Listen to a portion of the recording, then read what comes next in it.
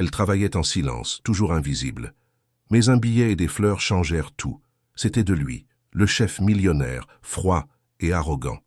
Et le bureau ne fut plus jamais le même. Que pensez-vous qu'il va se passer dans cette histoire? Commentez et n'oubliez pas de vous abonner à notre chaîne. Et dites-nous de quelle ville vous nous regardez. Je vous promets que ce sera la meilleure histoire que vous n'aurez jamais écoutée. Paris s'éveillait comme toujours, géante et indifférente. Les avenues se remplissaient de voitures, de klaxons, de hâtes. Le soleil parvenait à peine à percer le voile gris qui couvrait les immeubles miroirs du quartier d'affaires. Parmi eux s'élevait l'immeuble des corporations Allard, une tour de verre et d'acier qui reflétait le ciel et cachait, dans ses 32 étages, les secrets d'un empire bâti avec une précision millimétrique et une froideur calculée. Au 28e étage, Marine Chevalier préparait la 3e tasse de café expresso du matin. Pas pour elle, pour lui. Romain Allard ne buvait pas n'importe quel café. Il devait être colombien, moulu à l'instant, passé à température exacte, servi dans une tasse en porcelaine blanche sans aucun motif. Marine connaissait chaque détail. Elle savait qu'il préférait le bureau climatisé à 21 degrés exact, qu'il détestait les stylos bleus, qu'il révisait toujours les contrats en commençant par la marge droite. Elle connaissait ses silences, ses soupirs d'impatience, la façon dont il tambourinait des doigts lorsqu'il était sur le point de prendre une décision difficile. Elle travaillait là depuis 7 ans. 7 ans à être l'ombre parfaite d'un homme qui ne se trompait jamais. Ou plutôt, qui ne pouvait pas se tromper. Romain Allard était le genre de cadre qui faisait la une des magazines, qui donnait des conférences sur le leadership, qui concluait des contrats millionnaires lors de dîners arrosés de grands crus. Il était admiré, craint, envié, mais Marine savait que derrière toute cette image impeccable, il y avait une machine qui fonctionnait parce que quelqu'un, invisible, maintenait les rouages huilés. Ce quelqu'un, c'était elle. Marine avait 29 ans.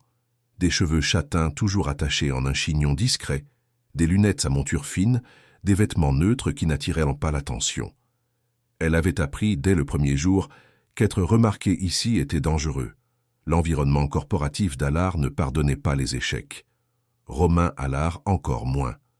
Alors Marine était devenue exactement ce qu'on attendait d'elle, efficace, silencieuse, invisible.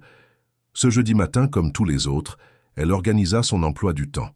Réunion avec la direction à 9 h, déjeuner avec des investisseurs japonais à midi, téléconférence avec la filiale de Londres à 15 h, révision de contrat à 17 h. Tout était planifié au millimètre près. Tout était sous contrôle. Marine entra dans son bureau avec la tasse de café et le dossier de documents. Romain était de dos, regardant par la fenêtre vitrée qui donnait sur l'avenue des Champs-Élysées. Grand, épaules larges, costume gris anthracite, impeccable. Il ne se retourna pas. « Bonjour, monsieur Allard. Votre agenda pour aujourd'hui. » Il acquiesça de la tête, toujours de dos. Marine déposa le café sur le bureau, à côté de l'ordinateur portable ouvert. Elle savait qu'il ne la remercierait pas. Il ne remerciait jamais. Non par impolitesse, mais parce qu'il ne lui venait tout simplement pas à l'esprit que de tels gestes étaient nécessaires. Pour Romain, tout fonctionnait parce que ça devait fonctionner. Les gens autour de lui existaient pour garantir que le système ne fléchisse pas. Marine se retourna pour partir, mais il parla sans la regarder. La réunion d'hier avec le personnel juridique. Il manquait l'addendum sur la clause de résiliation. Elle se figea. Elle était sûre de l'avoir inclus. Elle avait vérifié 3 fois. « J'ai vérifié, monsieur. L'addendum était à la page 17. » Romain se retourna enfin. Ses yeux étaient sombres, perçants. Il avait 42 ans, mais paraissait moins. Peut-être parce qu'il ne souriait jamais. Peut-être parce que la rigidité de son visage ne laissait pas de marque d'expression. Page 17 du fichier numérique. Il n'a pas été imprimé. Marine sentit son estomac se nouer. C'était vrai. Elle avait oublié d'imprimer cette page spécifique. Une petite erreur, mais pour Romain Allard, il n'existait pas de petite erreur, je suis désolé. Je vais m'en occuper tout de suite. Il se retourna vers la fenêtre. Occupez-vous-en. Marine sortit du bureau les mains tremblantes. 7 ans. 7 ans sans le moindre faux pas. Et maintenant, justement maintenant, elle avait échoué. Elle savait que cela ne passerait pas inaperçu. Romain retenait tout, chaque échec, chaque retard, chaque imperfection. Non par méchanceté, mais parce que c'était ainsi qu'il fonctionnait. La perfection était le minimum acceptable. Elle retourna à son bureau, à l'extérieur de son bureau, et commença à réimprimer les documents. Ses doigts tremblaient légèrement, tandis qu'elle organisait les feuilles. Elle détestait cette sensation. Celle d'être petite, celle d'être jetable. Marine. La voix de Romain résonna dans l'interphone. Apportez aussi le rapport de performance du 3e trimestre. J'en aurai besoin pour la réunion. Oui, monsieur. Elle soupira. Elle savait où se trouvait le rapport. Elle savait tout. Parfois, elle pensait qu'elle en savait plus sur cet endroit que le propriétaire lui-même. Elle connaissait chaque fichier, chaque mot de passe, chaque contact important. C'était elle qui filtrait les appels, qui réorganisait les agendas en cas d'imprévu, qui résolvait les crises avant même que Romain ne sache qu'elle existait. Mais il ne voyait jamais cela. Il ne la voyait jamais. Et Marine s'y était habituée, ou du moins elle le croyait. La matinée passa à un rythme effréné. La réunion avec la direction s'éternisa. Romain sortit de la salle avec une expression fermée, ce qui signifiait que quelqu'un avait contredit l'une de ses décisions. Marine savait déjà que le reste de la journée serait tendu. C'était toujours le cas. Le déjeuner avec les Japonais fut annulé à la dernière minute. Romain demanda à Marine de le reporter et d'envoyer un panier cadeau en guise d'excuse. Elle s'occupa de tout en 15 minutes. À 15 heures, la téléconférence se déroula sans problème. À 17 heures, Romain était enfermé dans son bureau, révisant seul les contrats. Marine profita du silence pour organiser son propre bureau. Papier, post-it, stylo, tout était toujours très organisé. C'était une nécessité. Le chaos extérieur exigeait de l'ordre à l'intérieur. C'est alors qu'elle vit. Sous une pile d'anciens rapports, il y avait des morceaux de papier, petits, froissés, déchirés. Marine fronça les sourcils. Cela ne devait pas être là. Elle gardait toujours tout impeccable. Elle ramassa les morceaux avec précaution, sur le point de les jeter, mais quelque chose l'arrêta. C'étaient des morceaux d'un billet. L'écriture était inimitable. Ferme, inclinée vers la droite, avec des lettres grandes et des traits décidés. L'écriture de Romain Allard. Marine s'assit lentement. Son cœur commença à battre plus vite. Elle rassembla les morceaux sur le bureau comme si elle montait un puzzle. Certains étaient très froissés, d'autres déchirés en deux. Mais, peu à peu, les mots commencèrent à prendre sens. À la plus belle femme que j'ai jamais rencontrée. Marine retint sa respiration. Elle relut et relut encore. Les mots étaient là, écrits de sa main. Écrits par un homme qui ne faisait jamais de compliments à personne, qui ne montrait jamais rien, qui semblait fait de glace et de béton. Elle regarda la porte fermée du bureau de Romain. Il était encore à l'intérieur, probablement en train de réviser des clauses, prenant des notes avec cette précision irritante. Il n'avait aucune idée que Marine avait trouvé cela. Ou si...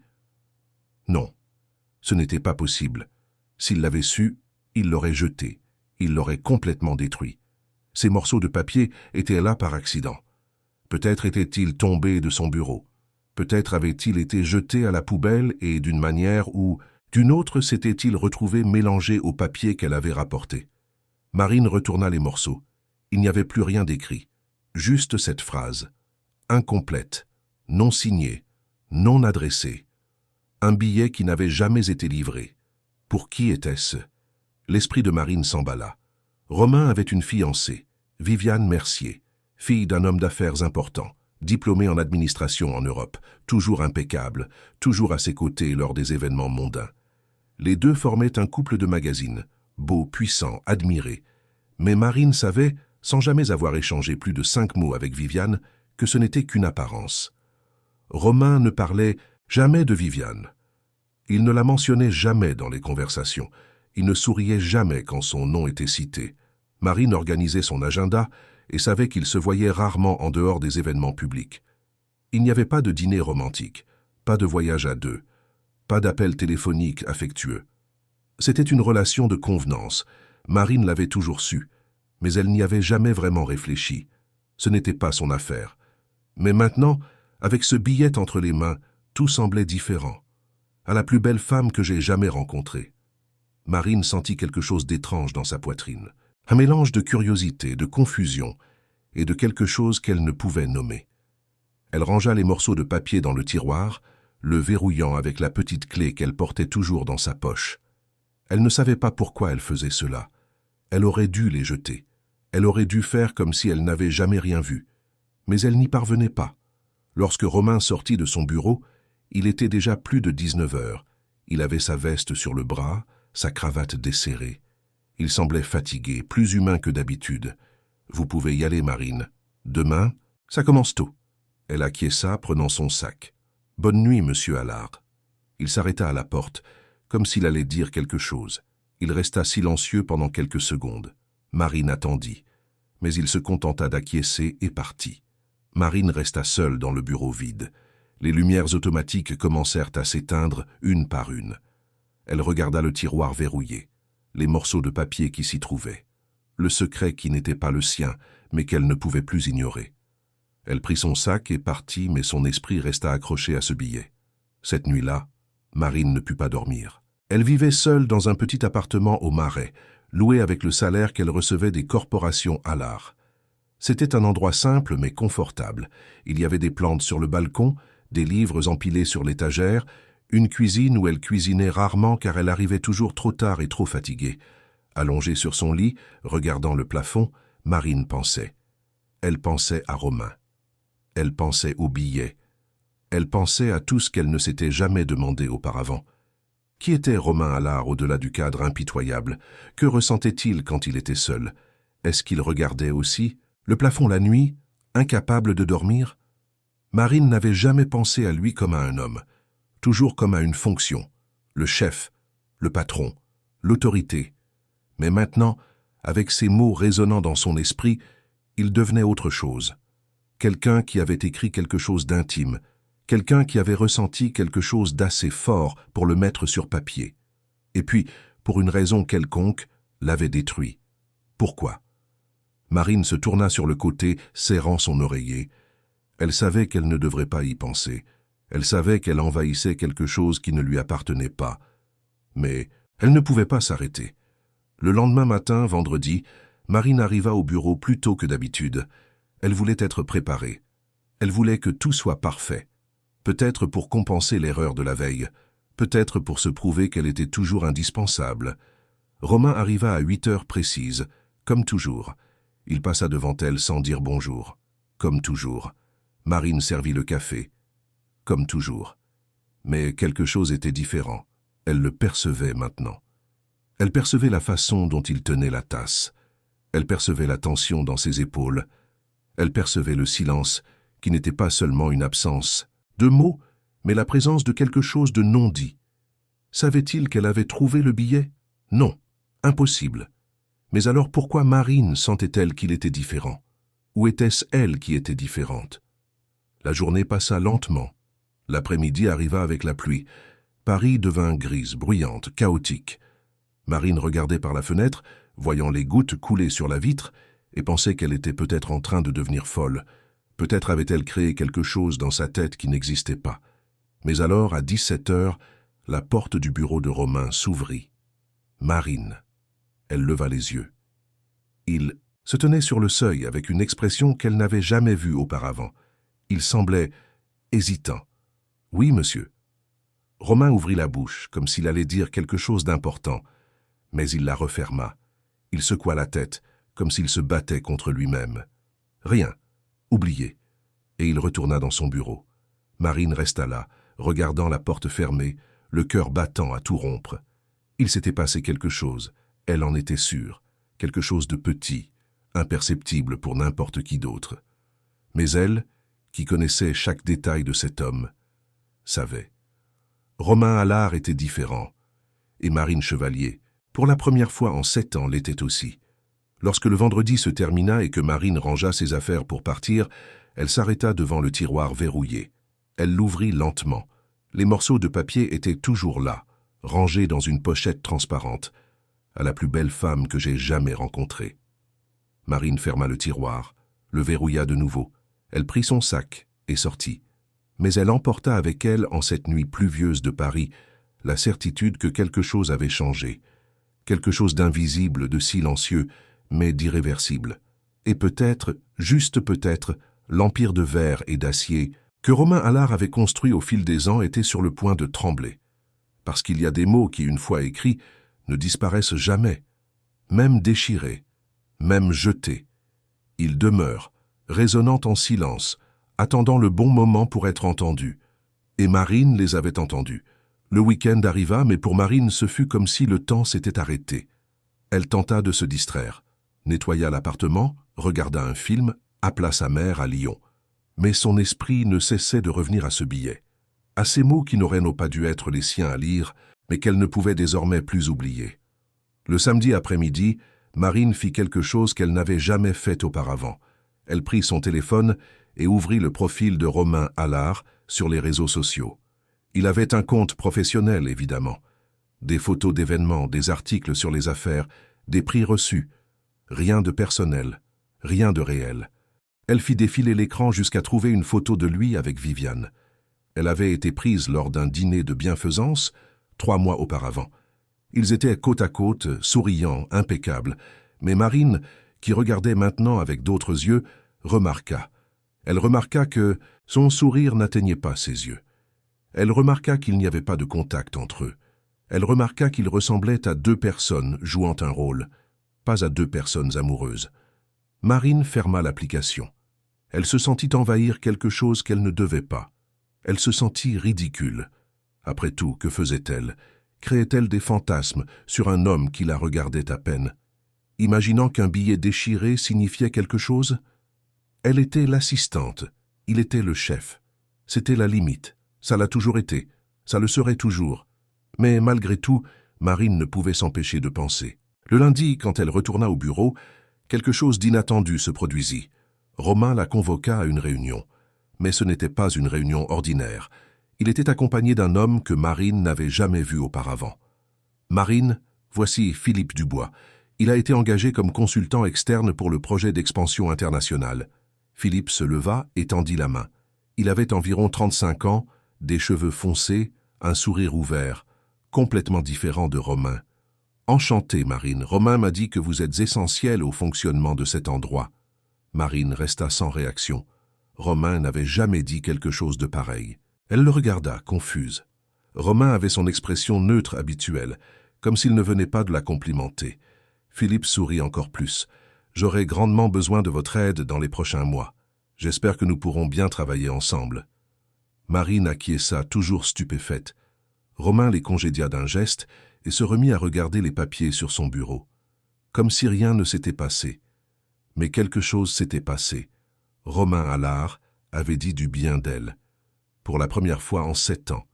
Et Marine, sortant de cette pièce aux côtés de Philippe Dubois, sentit que le sol sous ses pieds commençait à bouger. Le billet déchiré, rangé dans le tiroir verrouillé, semblait vibrer comme s'il était vivant.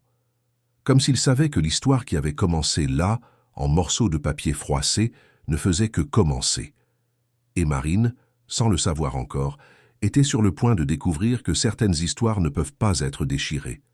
Certaines histoires insistent pour être racontées, même quand personne n'est prêt à les entendre. Même quand le prix à payer pour les entendre est trop élevé. Philippe Dubois était tout ce que Romain Allard n'était pas. Sympathique, accessible, attentionné. Les premiers jours, Marine observa comment il saluait tout le monde par son nom, comment il demandait des nouvelles du week-end des gens, comment il souriait vraiment quand il remerciait pour un service. C'était étrange de voir quelqu'un comme ça dans cet environnement corporatif, froid et mécanique, et plus étrange encore de réaliser que Philippe la remarquait. Le mardi, il apparut à son bureau avec 2 cafés. « J'ai pensé que vous pourriez en avoir besoin. Il semble que la journée va être longue. » Marine regarda le gobelet, surprise. « Merci, mais ce n'est pas nécessaire. Bien sûr que si.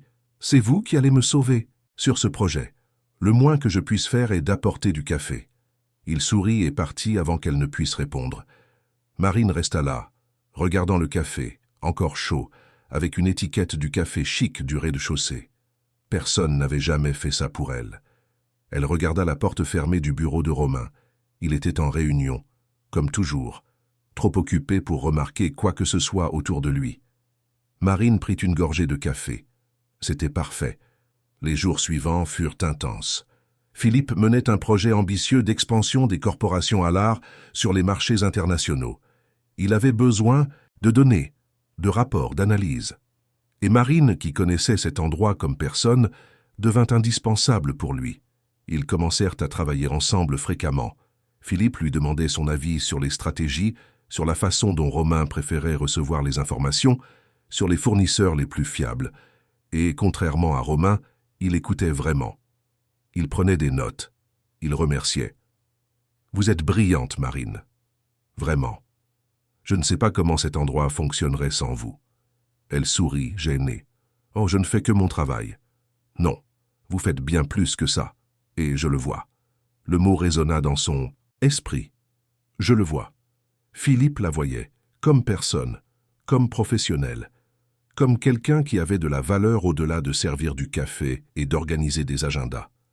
Et Romain?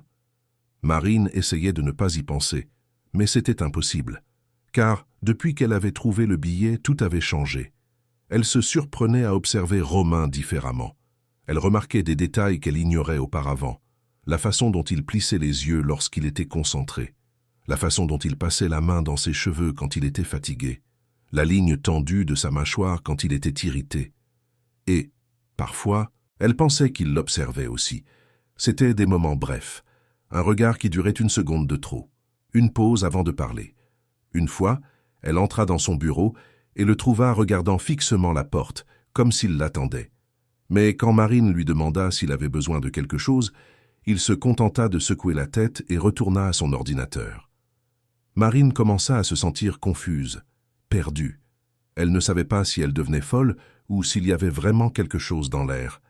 Quelque chose d'invisible mais palpable. Quelque chose qui rendait le silence entre eux chargé, d'un poids qui n'existait pas avant. Le jeudi de cette semaine-là, Philippe l'invita à déjeuner. « J'ai besoin de discuter de quelques points du projet. Et si on sortait d'ici pour en parler tranquillement ?» Marine hésita. Elle ne déjeunait jamais dehors. Elle mangeait toujours quelque chose de rapide à son bureau, entre deux tâches. Mais Philippe attendait une réponse, avec ce sourire doux qu'il était impossible de refuser. « D'accord. J'ai juste besoin de prévenir Monsieur Allard. » Elle entra dans le bureau de Romain. Il était au téléphone parlant en anglais avec quelqu'un. Il fit un geste impatient pour qu'elle attende. Marine resta là, ne sachant où regarder. Quand il raccrocha, il demanda sec. « Quoi? Je vais déjeuner avec Monsieur Dubois. Nous allons discuter du projet. » Romain resta silencieux. Il la regarda avec une expression que Marine ne parvint pas à déchiffrer. « Vous ne déjeunez pas dehors. » C'était une affirmation, pas une question. Marine déglutit. « En effet. Mais aujourd'hui, oui. » Un autre silence. Romain détourna le regard. « Combien de temps serez-vous absente ?»« 1 heure, maximum. » Il acquiesça de la tête, déjà de retour à son ordinateur. « D'accord. » Marine sortit du bureau avec une sensation étrange dans la poitrine. Elle avait l'impression que Romain était contrarié. Mais cela n'avait pas de sens. Il ne s'était jamais soucié de ce qu'elle faisait. Pourquoi s'en soucierait-il maintenant? Le déjeuner avec Philippe fut étonnamment agréable.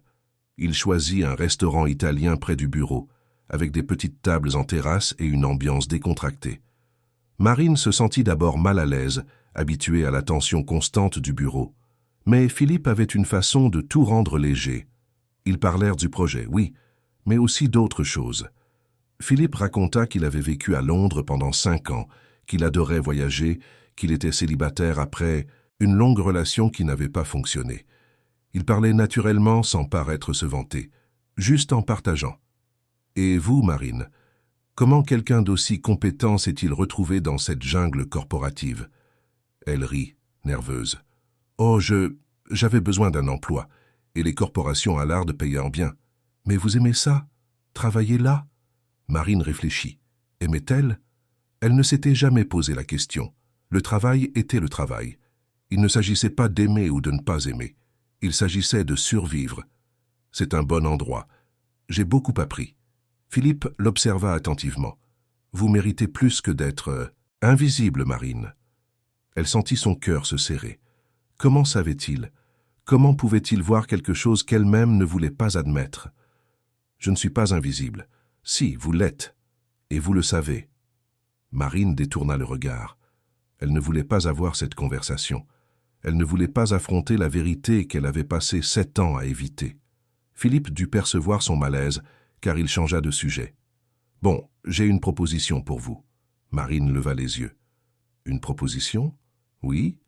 Le projet que nous développons exigera des déplacements.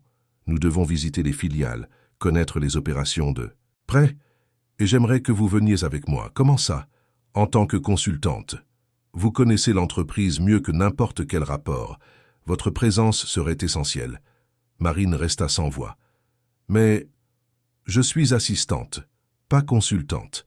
Et qui a dit que vous ne pouviez pas être les deux, ou plutôt qui a dit que vous deviez rester uniquement assistante ?» La question resta en suspens, lourde et provocante. Marine retourna au bureau 1h15 plus tard. Romain était assis à son bureau fouillant dans des papiers. Quand il la vit, il se leva brusquement. « Vous avez dit 1 heure. » Marine regarda l'horloge. 15 minutes. Il était contrarié pour 15 minutes. « Je suis désolé. » Le restaurant était bondé et... Quel restaurant ? Italien. Près d'ici.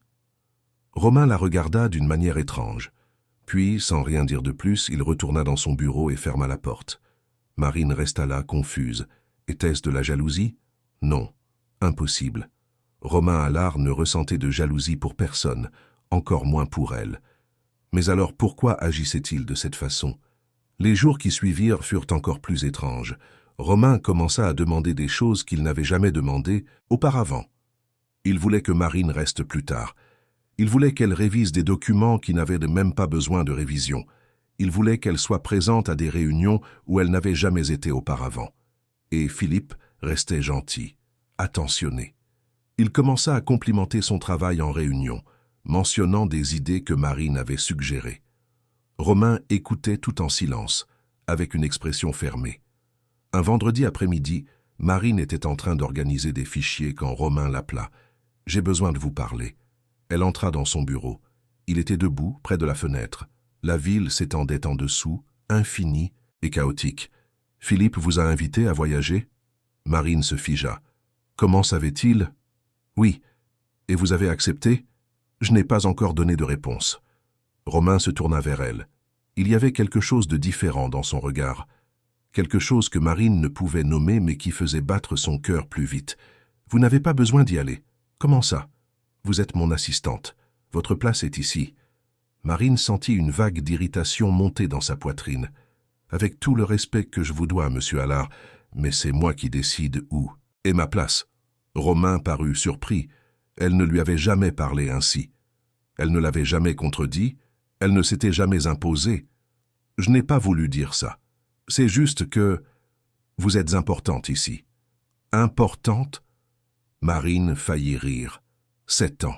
7 ans sans un compliment, sans une reconnaissance, sans un mot d'appréciation. Et maintenant, soudain, elle était importante. « Merci, mais je pense que c'est une bonne opportunité. » Romain serra la mâchoire. Marine pouvait voir la tension dans ses épaules, la façon dont il tenait fermement la barre de la fenêtre. « Et si je vous dis que... Je ne veux pas que vous y alliez. » La question prit Marine au dépourvu. Elle le regarda, essayant de comprendre ce qui se passait. « Pourquoi vous ne voulez pas ?» Romain resta silencieux.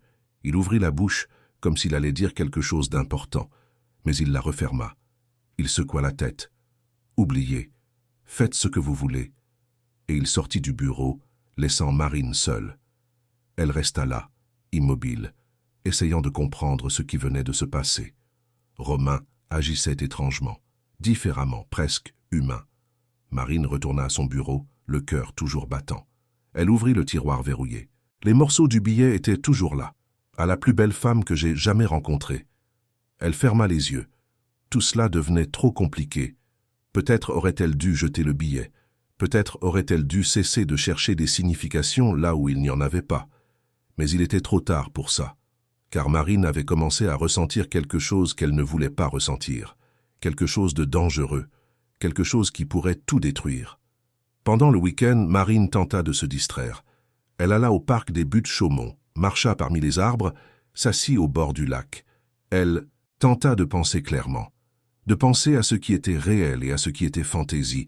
Romain était son chef, un homme froid, distant, qui n'avait jamais montré d'intérêt pour personne d'autre que lui-même. Le billet pouvait être pour n'importe qui. Il pouvait être ancien. Il pouvait ne rien signifier. Et même s'il signifiait quelque chose, même si par un hasard impossible c'était pour elle, qu'est-ce que cela changerait? Romain avait Viviane. Il avait une vie construite. Il avait une image à maintenir. Marine n'était que l'assistante, l'ombre, l'invisible. Mais alors pourquoi Philippe la voyait-il si différemment? Pourquoi voyait-il en elle ce que Romain n'avait jamais vu? Marine rentra chez elle sans réponse, seulement avec plus de questions. Le lundi, elle arriva au bureau décidée. Elle allait accepter l'invitation de Philippe. Elle allait voyager, découvrir, grandir. Elle allait cesser de vivre dans l'ombre de Romain Allard. Mais, quand elle arriva, elle trouva quelque chose qui l'arrêta net. Sur son bureau, il y avait une enveloppe, blanche, sans identification. Marine regarda autour d'elle. Le bureau était vide, il était encore tôt. Elle ouvrit l'enveloppe avec précaution. À l'intérieur, il y avait un billet, écrit à la main, avec l'écriture qu'elle connaissait si bien. « Je dois vous présenter mes excuses. Je ne sais pas comment faire ça correctement. Je n'ai jamais su. Mais vous méritez d'entendre. Hier, j'ai été injuste. Vous avez raison. Vous décidez ce qui est le mieux pour vous.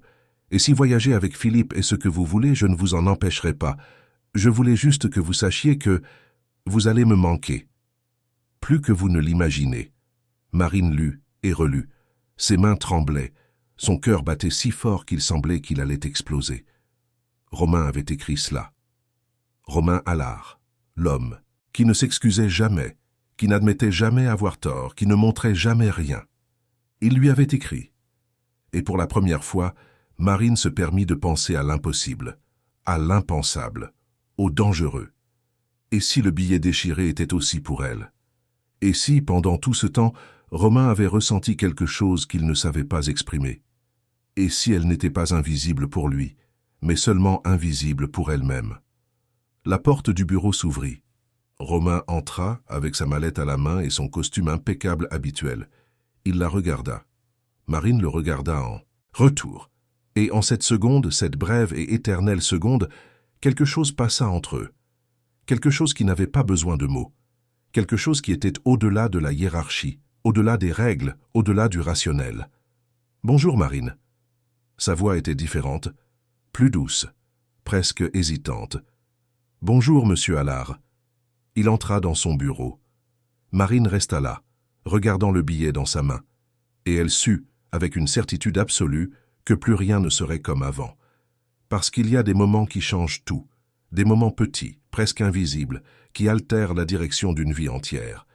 Et Marine vivait un de ces moments, sans savoir encore le prix qu'elle paierait pour cela, sans savoir que le pire était à venir, parce que, quand on joue avec le feu, quelqu'un finit toujours par se brûler. Et le feu, dans ce bureau de verre et d'acier, au cœur de Paris, était déjà allumé. Il restait à savoir qui serait consumé par les flammes. La semaine commença par une tempête, non pas de pluie, mais de tension. Marine le sentait dans l'air, dans la façon dont Romain arpentait le bureau, dans la manière dont il évitait de la regarder directement, dans le silence lourd qui planait entre eux. Elle gardait toujours le billet qu'il lui avait laissé. Pas le billet déchiré du tiroir, mais le nouveau, les excuses. Elle portait les deux avec elle, comme des amulettes d'une réalité qu'elle ne savait pas si elle était réelle ou imaginée. Philippe continuait avec le projet d'expansion. Les réunions se multipliaient, et Marine, divisée entre deux mondes, tentait de maintenir l'équilibre. Le mercredi, tout s'effondra. C'était une réunion importante. Direction au complet, investisseurs, consultants. La salle de conférence était pleine.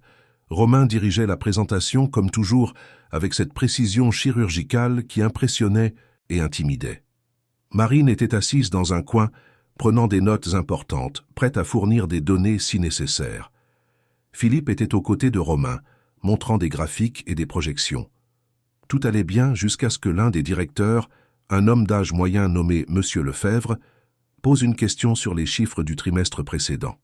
Romain se tourna vers Marine. « Marine, les données sont-elles dans le rapport ?» Elle feuilleta rapidement le dossier. Elle était sûre de l'avoir inclus. Elle avait vérifié 3 fois. « Oui, monsieur. Page 23. » Romain prit le document. Le feuilleta, s'arrêta. Son expression changea. « Ce n'est pas là. » Marine sentit son estomac se glacer. Elle se leva, alla vers lui, regarda le rapport, et à son horreur, réalisa. Elle avait imprimé l'ancien rapport. Le nouveau, avec les données actualisées, était sur son bureau. Elle avait pris le mauvais dossier. « Je suis désolé, Romain l'interrompit, la voix coupante comme une lame. « Vous avez apporté le mauvais rapport. » Le silence dans la pièce fut assourdissant. Tous regardèrent Marine. Elle sentit son visage brûler. « Je peux aller chercher le bon tout de suite. » Romain laissa tomber le papier sur le bureau d'un geste brusque. « Non. Nous avons déjà perdu assez de temps. Continuez sans les données. » La froideur de sa voix était palpable. Marine retourna à sa place, les mains tremblantes, l'humiliation brûlant en elle. Elle savait qu'elle avait commis une erreur. Elle savait qu'elle avait été négligente. Mais la façon dont Romain l'avait exposée devant tout le monde, sans hésitation, sans considération, fit plus mal que n'importe quelle erreur. Philippe la regarda avec compassion. Mais cela ne fit qu'empirer les choses. La réunion se termina. Les gens partirent. Marine resta en arrière, ramassant des papiers, essayant de ne pas pleurer. Romain passa devant elle sans dire un mot. Quand elle fut enfin seule, les larmes vinrent. Elle entra dans les toilettes des femmes, s'enferma dans une cabine et laissa tout sortir. 7 ans. 7 ans de dévouement. Et une seule erreur suffit pour qu'il l'humilie de cette façon. Marine se regarda dans le miroir, les yeux rouges, le maquillage coulé. Qui essayait-elle de tromper? Romain ne ressentait rien pour elle. Le billet? Probablement un moment de faiblesse qu'il avait déjà oublié. Les excuses, juste une formalité corporative, elle était invisible. Elle l'a toujours été, elle le serait toujours. Le soir, Romain resta tard, au bureau, seul. La ville brillait dehors, pleine de vie, de gens qui allèrent de l'avant. Mais à l'intérieur, il était prisonnier. Il desserra sa cravate, se servit un whisky. Resta à regarder par la fenêtre. Il avait été dur avec Marine. Il le savait. Il avait vu la douleur dans ses yeux. Il avait vu l'humiliation. Et pourtant, il n'avait pas pu se contrôler. Parce qu'il était en colère.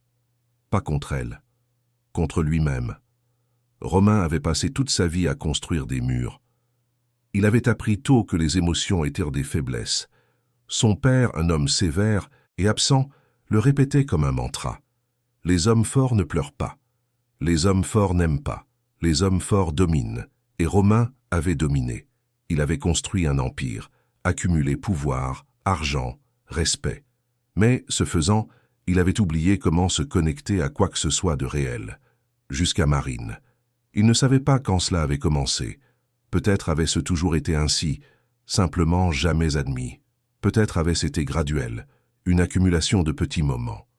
La façon dont elle souriait discrètement lorsqu'elle résolvait un problème difficile, le dévouement silencieux, l'intelligence que personne d'autre ne remarquait parce qu'elle ne cherchait pas à être remarquée.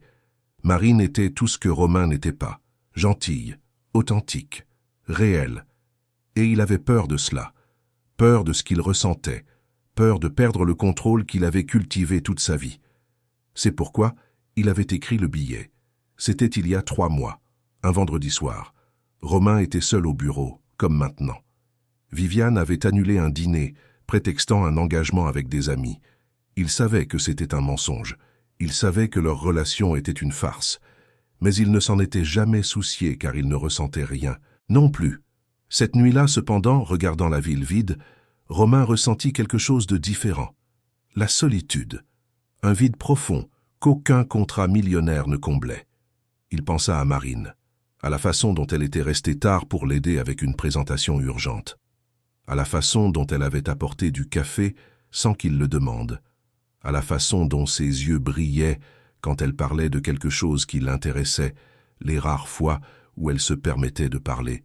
Et dans une impulsion qu'il ne pouvait expliquer, Romain prit un papier et écrivit « À la plus belle femme que j'ai jamais rencontrée ». Les mots sortirent avant qu'il ne puisse y penser, et dès qu'il eut écrit, il paniqua. Que faisait-il? Il était Romain Allard. Il ne faisait pas de déclaration, il ne s'exposait pas, il n'aimait pas. Il froissa le papier, le déchira, le jeta à la poubelle. Mais quelques jours plus tard, alors qu'il cherchait un document perdu, il trouva les morceaux. Et, pour une raison qu'il ne comprenait pas, il ne les jeta pas. Il les rangea dans son tiroir, comme si, en les gardant, il pouvait garder ce sentiment enfermé, loin de la réalité, jusqu'à ce que Marine les trouve. Romain prit une autre gorgée de whisky. Il savait qu'il devait faire quelque chose. Il devait lui parler. Il devait s'excuser vraiment, pas avec des billets lâches laissés sur des bureaux vides. Mais il ne savait pas comment. Il n'avait jamais su. Marine rentra tard ce soir-là. L'appartement était sombre, silencieux. Elle se laissa tomber sur le canapé, encore habillée, trop épuisée pour bouger. Le téléphone sonna. C'était sa mère. « Ma fille, tu vas bien? Ça fait des jours que tu n'appelles pas. » Marine força sa voix à paraître normale. « Oui, maman, juste fatiguée. Le travail. Tu travailles trop. Cet homme ne te valorise pas. » Sa mère n'avait jamais rencontré Romain, mais elle avait toujours eu une intuition affûtée. Marine soupira. « C'est mon travail, maman. » « Le travail n'est pas la vie, Marine. Tu mérites plus. » Après avoir raccroché, Marine resta à regarder le plafond. Sa mère avait raison. Elle méritait plus. Mais qu'était ce plus? Où était ce plus? Le téléphone vibra de nouveau. Cette fois, un message. De Philippe. « Salut, tu vas bien? J'ai vu ce qui s'est passé à la réunion. Ce n'était pas juste. Si tu veux parler, je suis là. » Marine sourit tristement. Philippe était gentil, attentionné. Tout ce qu'elle aurait dû vouloir. Mais, pour une raison tordue et inexplicable, ce n'était pas ce qu'elle voulait. « Merci, Philippe. Je vais bien. » Mensonge. Elle n'allait pas bien. Elle était confuse, blessée, perdue. Et pire, elle était amoureuse du mauvais homme. Car Marine ne pouvait plus le nier. Ce qu'elle ressentait pour Romain dépassait toute logique. C'était irrationnel, dangereux, autodestructeur. Mais c'était réel. Elle aimait un homme qui la voyait à peine, qui l'humiliait, qui cachait ses sentiments dans des billets déchirés au lieu d'avoir le courage de parler. Et Marine, pour la première fois, commença à se demander s'il n'était pas temps de partir, de chercher ce fameux plus dont sa mère parlait, de cesser d'attendre des miettes d'affection de quelqu'un incapable de les offrir. Le jeudi, Philippe officialisa l'invitation pour le voyage. Nous devons nous rendre à Londres la semaine prochaine, 3 jours, pour connaître l'opération de près et présenter le projet à l'équipe là-bas. Marine hésita. Et M. Allard? J'ai déjà parlé avec lui. Il a autorisé. Romain a autorisé. Marine sentit une pointe. Il ne lui avait même pas mentionné cela. D'accord. J'irai. Philippe sourit. Super, ce sera important de vous avoir là-bas. Lorsque Marine entra dans le bureau de Romain pour confirmer le voyage, elle le trouva tendu. « Vous avez parlé avec Philippe? »« Oui. »« Et vous avez accepté? »« Oui. » Romain resta silencieux, puis sans la regarder. « D'accord. Organisez ce qui est nécessaire. » Marine sortit du bureau se sentant pire qu'avant. Il n'allait pas l'empêcher. Il n'allait pas lui demander de rester. Il n'allait rien montrer. Parce que, finalement, peut-être était-elle vraiment seule dans ce fantasme. Peut-être que les billets ne signifiaient rien. Peut-être que Romain Allard était exactement ce qu'il semblait être, un homme de glace, incapable d'aimer. Le vendredi, Romain sortit dîner avec Viviane. C'était un événement mondain, une autre apparition publique du couple parfait. Marine le savait parce qu'elle avait organisé son emploi du temps. Elle resta tard pour finir des tâches en suspens. Quand tout le monde fut parti, elle ouvrit le tiroir verrouillé. Elle prit les morceaux du billet déchiré, à la plus belle femme que j'ai jamais rencontrée. Elle regarda les mots, et pour la première fois, elle se permit de pleurer vraiment. Pleurer pour l'impossibilité, pour la douleur, pour la solitude d'aimer quelqu'un qui ne serait jamais sien. Puis, avec soin, elle rassembla les morceaux, les remit dans l'enveloppe et les rangea dans son sac. Elle allait les emporter chez elle, les garder. Non pas comme un espoir, mais comme un souvenir de ce qui ne pourrait jamais être. Et quand elle reviendrait de Londres, elle prendrait une décision. Elle choisirait le plus, même si cela signifiait laisser derrière elle le seul endroit où elle avait été ces 7 dernières années. Même si cela signifiait laisser derrière elle l'homme qu'elle aimait, mais qui ne l'aimerait jamais en retour. Parce que Marine était fatiguée d'être invisible. Elle était fatiguée de vivre dans l'ombre. Et même si cela faisait mal, même si cela prenait du temps, elle allait apprendre à briller. Seule. Le dîner de Romain avec Viviane fut exactement comme toujours. Froid, protocolaire, rempli de faux sourires et de conversations vides. Ils étaient dans un restaurant français cher, entouré d'hommes d'affaires et de mondains. Viviane portait une robe rouge moulante et des bijoux coûteux. Romain, un costume sombre et une cravate bleu marine. Ils semblaient le couple parfait. Mais Romain écoutait à peine ce qu'elle disait. Son esprit était ailleurs. Il pensait à Marine, à la façon dont il l'avait blessée, à la façon dont il la laissait partir à Londres avec Philippe. Romain. Viviane l'appela, irritée. « Tu m'écoutes » Il cligna des yeux. « Désolé. »« Quoi » Elle soupira, exaspérée. « J'ai dit que mon père voulait fixer la date du mariage. Cela fait déjà 2 ans de fiançailles. Les gens commencent à parler. » Romain prit une gorgée de vin. « Laisse-les parler. » Viviane plissa les yeux.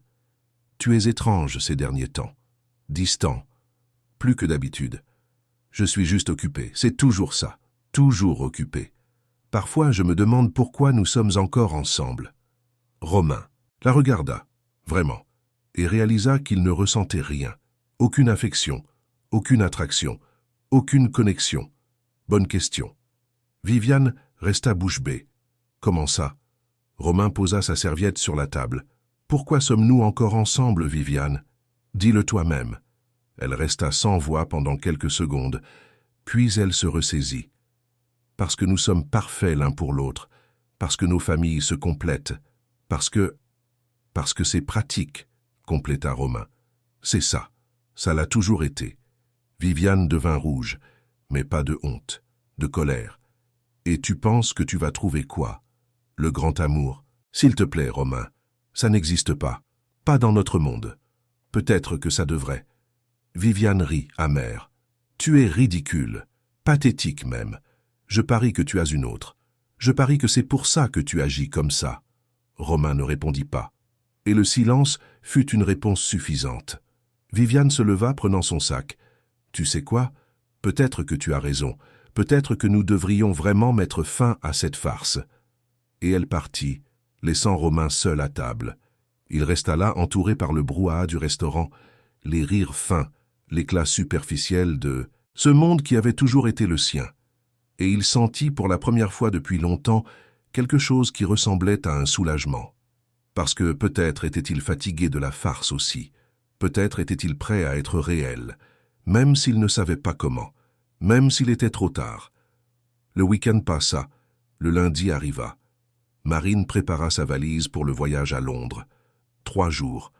3 jours loin de Romain, loin de ce bureau, loin de tout. C'était peut-être exactement ce dont elle avait besoin. Philippe vint la chercher tôt.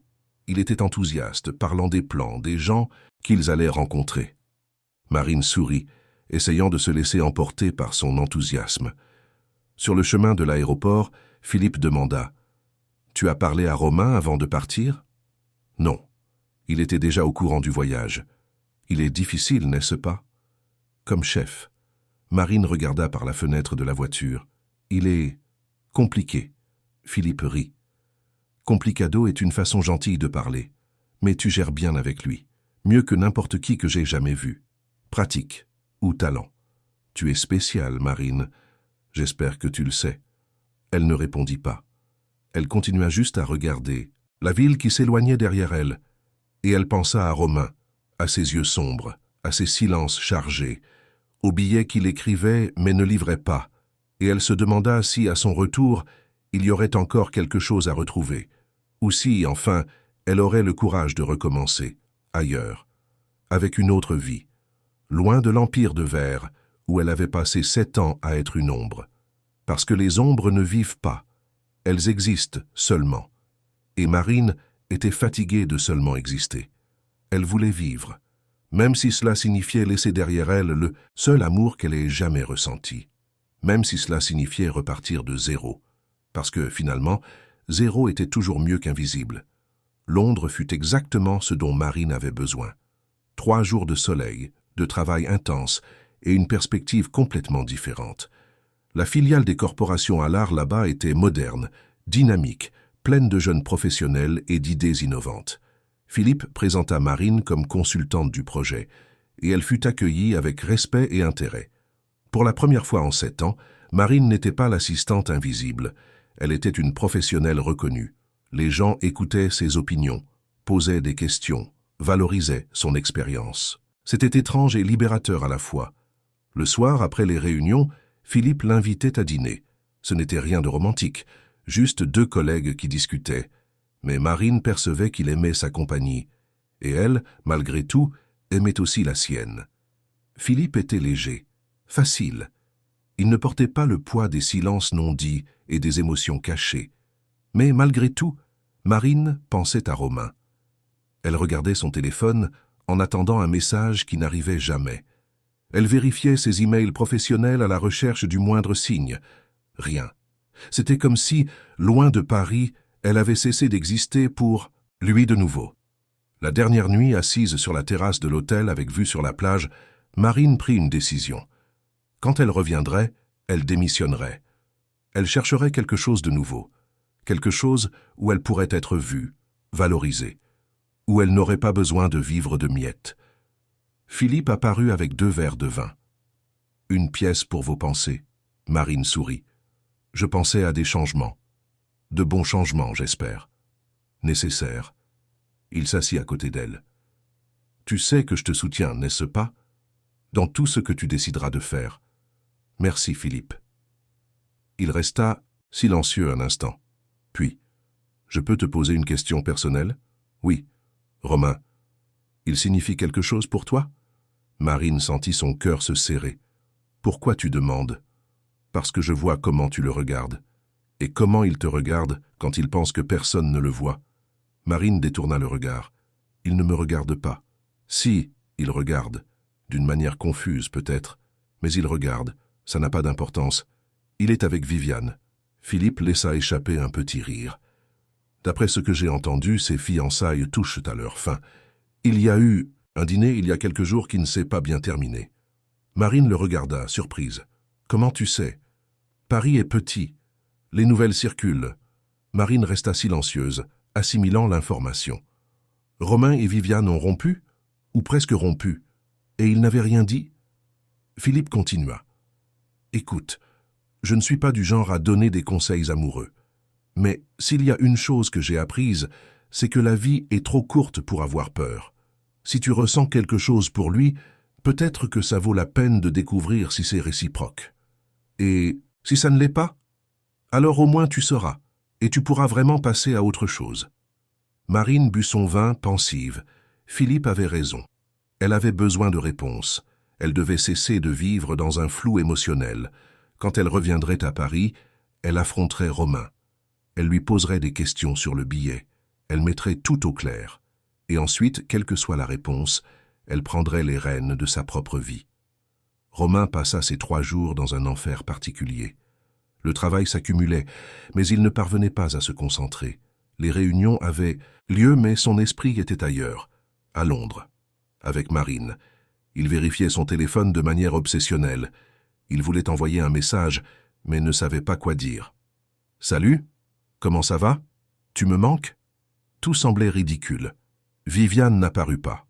Après ce dîner désastreux, les 2 avaient échangé des messages froids, convenant de faire une pause.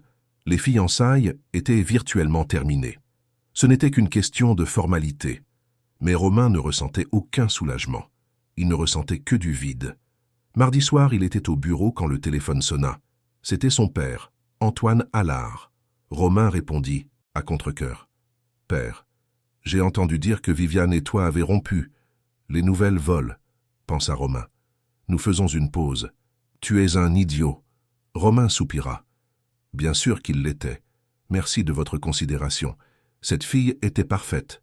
Bonne famille, éducation, relations. Et tu jettes tout ça à cause de quoi? D'une crise de la quarantaine? Ce n'est pas ça. Alors qu'est-ce que c'est? Parce que si c'est à cause de cette assistante dont tout le monde parle... » Romain sentit son sang se glacer. « Quelle assistante? Ne me prends pas pour un imbécile, Romain. Les gens parlent. Ils disent que tu es obsédé par ta secrétaire, que tu te ridiculises. » Romain serra le téléphone. « Les gens devraient s'occuper de leurs propres affaires, et tu devrais agir comme un vrai homme. Les émotions sont une faiblesse, Romain. Je te l'ai appris. Et c'est exactement cette leçon qui m'a transformé en ça. En quoi? En un homme vide, silence de l'autre côté. Puis, la voix dure du père. Tu es pathétique. Tu veux savoir? Résous ta vie. Mais ne viens pas pleurer quand tu réaliseras que tu as tout détruit pour une fantaisie. Et il raccrocha. Romain resta à regarder le téléphone. La colère bouillonnait en lui. Colère contre son père. Colère contre lui-même. Colère contre tout le système qui avait construit sa vie. Le jeudi, Marine revint de Londres. Romain connaissait l'heure du vol. Il savait qu'elle arriverait au bureau en fin d'après-midi. Il se prépara mentalement à la voir, à lui parler, à être enfin honnête. Mais quand Marine entra, accompagnée de Philippe, Romain perdit son courage. « Bonjour, monsieur Allard. Le voyage a été excellent. » Excellent. Il parvint à peine à la regarder. Philippe, à côté, sourit. Marine a été essentielle là-bas. L'équipe l'a adoré. Romain acquiesça tendu. Marine le remarqua. Elle remarqua la froideur, la distance, et sentit la déception serrer sa poitrine. Elle allait à son bureau quand Romain l'appela. « Marine, j'ai besoin de vous parler. Demain, après le travail. » Elle se retourna. À propos de quoi? À propos de tout. Son regard avait quelque chose de différent. Vulnérabilité. Peur. Marine acquiesça. D'accord. Cette nuit-là, Marine dormit à peine. Elle prépara mentalement ce qu'elle allait dire, comment elle allait poser des questions sur le billet, comment elle allait exprimer ce qu'elle ressentait. Mais le vendredi matin, tout changea. Romain arriva au bureau tendu. Il avait reçu un email du service de presse. Le gala de l'entreprise prévu pour cette nuit-là serait un grand événement. Investisseurs, partenaires, presse, tout pour célébrer les profits records de l'année. Et Viviane serait là. Elle avait confirmé sa présence malgré tout. Romain savait que c'était pour les apparences. Il ne voulait non pas que la rupture soit encore publique. Marine serait là aussi. C'était obligatoire pour l'équipe de haut niveau. Elle n'allait jamais à ces événements, mais cette fois, à cause du projet avec Philippe, elle avait été invitée. La fête aurait lieu dans un salon de réception prestigieux avec vue panoramique sur Paris, au dernier étage d'un immeuble. Champagne, canapé, décoration impeccable. Marine passa la journée nerveuse. Elle n'avait pas de tenue adéquate. Elle finit par acheter une robe simple, bleu marine, élégante mais discrète. Elle attacha ses cheveux en un chignon bas, mit de petites boucles d'oreilles. Quand elle arriva à l'événement, à 20h, l'endroit était bondé. Musique d'ambiance, serveurs circulant. Beaucoup de monde important. Philippe la vit et vint la saluer. « Vous êtes magnifique, merci. Vous aussi. » Il était en smoking. Il ressemblait à un acteur de cinéma. « Viens, je vais te présenter à quelques personnes. » Marine le suivit, essayant de paraître à l'aise. Mais elle se sentait déplacée. Ce n'était pas son monde. Ça ne l'a jamais été. De l'autre côté du salon, Romain conversait avec des investisseurs. Il était en costume noir, impeccable comme toujours. À ses côtés, Viviane, robe rouge décolletée, bijoux coûteux, sourire parfait. Ils ne se touchaient pas, ils ne se regardaient pas. Mais, pour qui observait de l'extérieur, il semblait le couple parfait. Romain, cependant, ne parvenait pas à se concentrer sur la conversation. Ses yeux cherchaient Marine dans le salon. Quand il la trouva à côté de Philippe, riant de quelque chose qu'il avait dit, il sentit une pointe dans la poitrine. Jalousie, pure et simple. Viviane le remarqua. Elle suivit son regard et vit Marine. Elle plissa les yeux. « C'est elle, n'est-ce pas ?» Romain se tourna vers elle. « De quoi parles-tu » L'assistante. « Marine. C'est pour elle que tu romps avec moi. » Romain ne nia pas. Ne confirma pas. Viviane rit, amère. « Tu es pathétique, Romain. Échanger la fille de Monsieur Mercier pour une secrétaire quelconque, elle n'est pas n'importe qui. Ah non, et qu'est-ce qu'elle est, la grande? Passion de ta vie? S'il te plaît. » Romain resta silencieux. Viviane but son champagne d'un trait. « Tu sais quoi? Je vais te rendre service. »« Comment ça? Tu vas voir que cette fantaisie n'est rien d'autre qu'une fantaisie. » Et elle partit, laissant Romain avec un mauvais pressentiment. La soirée avança. Des discours furent prononcés. Romain monta sur scène, remercia les investisseurs, parla de l'avenir de l'entreprise. Sa voix était ferme, professionnelle. Mais à l'intérieur, il était inquiet. Marine regarda de loin. Elle vit son assurance, son autorité, et sentit, une fois de plus, la distance qui les séparait. Philippe était à ses côtés. Il est bon pour ça, n'est-ce pas? Commandez. Oui, il l'a toujours été. Mais il semble seul. Marine regarda Philippe, surprise. Il continua. Genre, il a tout. Pouvoir, argent, respect. Mais il semble toujours seul. C'est peut-être son choix, ou peut-être qu'il ne sait pas comment être différent. Le discours se termina. Applaudissements. Romain descendit de la scène. La musique reprit. Des couples commencèrent à danser. Philippe tendit la main à Marine. « Tu danses avec moi ?» Elle hésita, mais alors, voyant Romain au loin converser avec d'autres personnes, elle accepta. Ils allèrent sur la piste. Philippe était un bon danseur, gentil et respectueux. Marine tenta de se détendre, mais son corps était tendu. De l'autre côté du salon, Romain observait. Il voyait Marine dans les bras de Philippe. Il voyait la façon dont il la regardait et sentit quelque chose exploser en lui. Viviane apparut à ses côtés. « Ça a fait mal ?» Romain ne répondit pas, parce que ça fera encore plus mal. Et alors, avant que Romain ne puisse demander ce qu'elle voulait dire, Viviane monta sur scène. Elle prit le micro. « Bonsoir à tous. Excusez-moi d'interrompre la fête, mais j'ai une annonce importante à faire. » La musique s'arrêta. Les gens se tournèrent. Romain sentit son estomac se glacer. Comme beaucoup d'entre vous le savent, Romain et moi sommes fiancés depuis 2 ans. Un couple parfait, dit-on. Mais la vérité est que la perfection n'est qu'une façade. Murmure dans le salon. Romain commença à marcher vers la scène, mais Viviane continua. Et, comme toute façade, elle finit par se fissurer. La nôtre s'est fissurée parce que Romain a décidé qu'il préférait quelqu'un d'autre. Une personne, soit dit en passant, bien différente de moi. Romain monta sur scène. « Viviane, arrête ça !» Elle l'ignora. Elle prit son téléphone portable.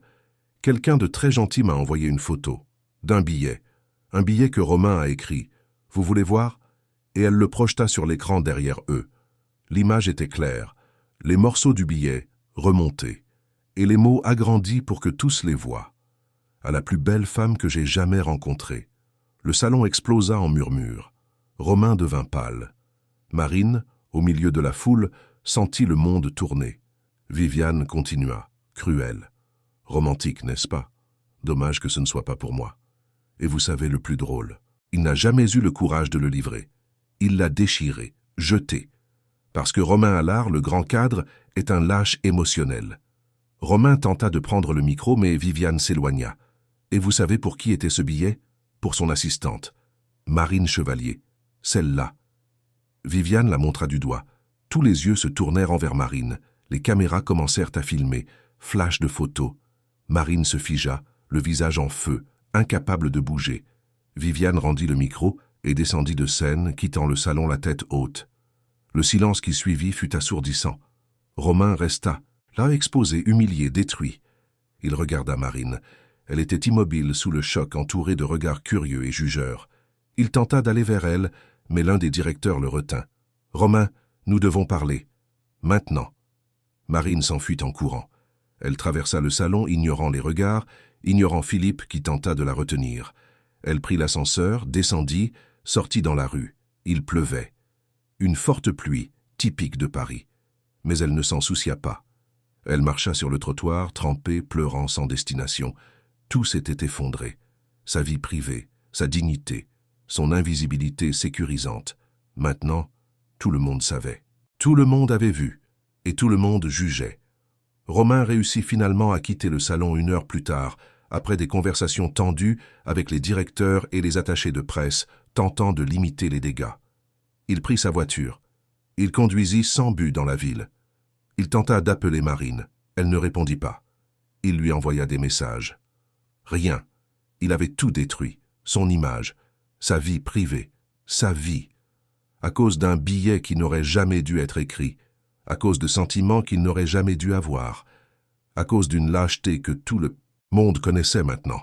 Romain Allard, le cadre infaillible, était tombé, et tombé publiquement, et la femme qu'il aimait, la seule personne réelle dans sa vie, s'était enfuie. Peut-être pour toujours. La pluie continuait de tomber sur Paris. lavant les rues, mais ne lavant pas la douleur, ne lavant pas l'humiliation, ne lavant pas les dégâts, parce que certaines choses, une fois exposées, ne peuvent plus jamais être cachées, et certains mots, une fois prononcés, ne peuvent pas être défaits. Marine arriva chez elle trempée. Elle s'enferma dans l'appartement, ignora les appels, ignora le monde, et, pour la première fois depuis longtemps, elle se demanda si cela valait la peine de continuer, si cela valait la peine de se battre pour un amour qui n'avait apporté que de la douleur, si cela valait la peine de rester dans un endroit où elle avait été exposée, jugée, détruite. La réponse vint lentement, mais elle vint. Non, cela n'en valait pas la peine. Et en cette nuit pluvieuse, Marine prit une décision qui changerait tout. Elle allait partir. Elle allait recommencer, loin d'ici, loin de lui, loin de la douleur. Même si cela signifiait laisser derrière elle la seule chose qu'elle avait réellement aimée. Parce qu'aimer ne pouvait pas coûter si cher, ne devrait pas détruire autant. Et Marine finalement se choisit elle-même, même si cela prenait toute une vie pour se remettre, même si la douleur était éternelle. Elle allait survivre, et peut-être un jour même revivre. Marine ne travailla pas le samedi, ni le dimanche. Le lundi, elle se réveilla déterminée. Elle écrivit une lettre de démission simple, directe, professionnelle, sans émotion, sans explication au-delà du nécessaire. Elle arriva au bureau avant tout le monde. Elle voulait éviter les regards, les commentaires, la pitié. Elle laissa la lettre sur le bureau de Romain. Elle prit ses affaires personnelles, peu de choses après 7 ans. Une tasse, une petite plante, une photo de sa mère. Elle était sur le point de partir quand Romain arriva. Il s'arrêta en la voyant. Il semblait avoir vieilli de 10 ans en 3 jours. Des cernes profonds, une barbe de 3 jours, le costume froissé. Marine. Sa voix sortit rauque, chargée. Elle ne le regarda pas. Elle continua à ranger la boîte avec ses affaires. Romain entra dans le bureau, vit la lettre sur la table. Il l'ouvrit, la lut. Quand il revint, il était pâle. « Vous ne pouvez pas partir. »« Si, je peux.